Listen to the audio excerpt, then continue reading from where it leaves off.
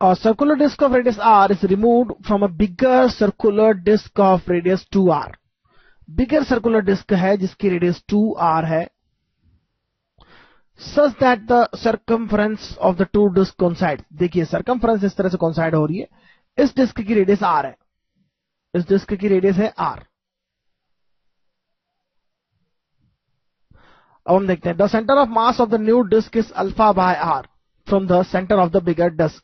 The value of alpha is, ultimately हमें इस removal के बाद में सेंटर ऑफ मास फाइंड करना है. नेगेटिव मास कंसेप्ट से हमने पहले ये प्रॉब्लम करी है, लेकिन अब हम नेगेटिव मास के अलावा दूसरी मेथड से करते हैं. तो देखिए यह हमारा एक्स एक्सिस है, इसी पर हमारा सेंटर ऑफ मास होगा कहीं पर. तो देखिए यहां पर हम सपोज अज्यूम करते हैं यहां पर हमारा सेंटर ऑफ मास है, इस रिमूवल के बाद में सेंटर ऑफ मास एक्सिस सी है. तो एक काम करते हैं, इसे वापस रख देते हैं, यहां पर इस डिस्क को वापस रख देते हैं. जो हमने पोर्शन कट आउट किया था, इस पोर्शन को फिर से हम यहां रख देते हैं. तो यह फिलअप हो जाएगा, और फिलअप होने के बाद में यह डिस्क कंप्लीट हो जाएगी. तो उसका सेंटर ऑफ मास ओरिजिन हो जाएगा, सेंटर पे आ जाएगा. हम ओरिजिन ले रहे हैं, इसके सेंटर को, बड़ी डिस्क के सेंटर को ओरिजिन ले रहे हैं. अभी इसका सेंटर ऑफ मास एक्सिस सी है. जब इसे यहां शिफ्ट कर देंगे तो यह सेंटर हो जाएगा, सेंटर ऑफ मास हो जाएगा ओरिजिन. तो सेंटर ऑफ मास का फॉर्मूला यूज करते हैं, यह होना चाहिए 0, ऑब्वियसली 0 होना चाहिए. m1x1 plus m2x2. मास कैसे फाइंड करेंगे हम? जो एरिया है वो प्रोपोर्शनल टू मास होगा. अगर इसकी रेडियस r है तो इसका मास सपोज मैं m लेता हूं, तो इसकी रेडियस 2r है, इसका मास होना चाहिए 4m. लेकिन कंप्लीट होने के बाद 4m होगा, यह रिमूवल के बाद तो इसका मास 3m होगा. इसकी रेडियस r है, इसका मास अगर m लेता हूं मैं, तो इस पूरे डिस्क जिसका मास 4m होना चाहिए, क्योंकि इसकी रेडियस डबल है. रेडियस डबल, एरिया 4 टाइम्स, तो मास भी 4 टाइम्स, क्योंकि सर्कुलर डिस्क है.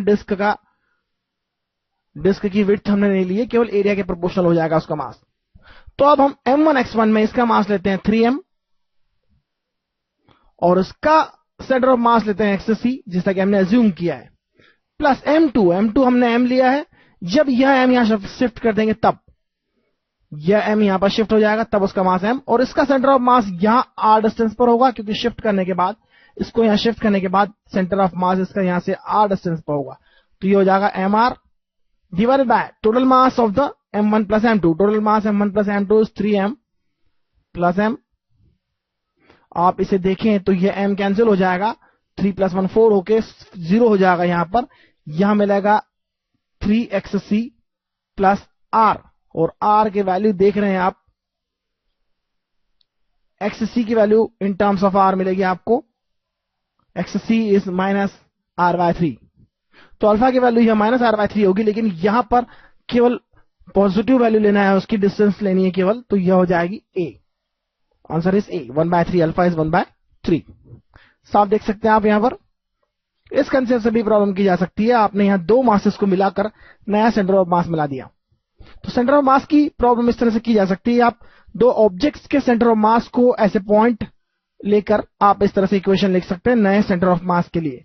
जब यहां इसे शिफ्ट करेंगे तो नया सेंटर ऑफ मास 0 पर होगा. 0 लिया है उसे और सिंप्लीफाई कर लिया है. तो आइए देखते हैं आगे.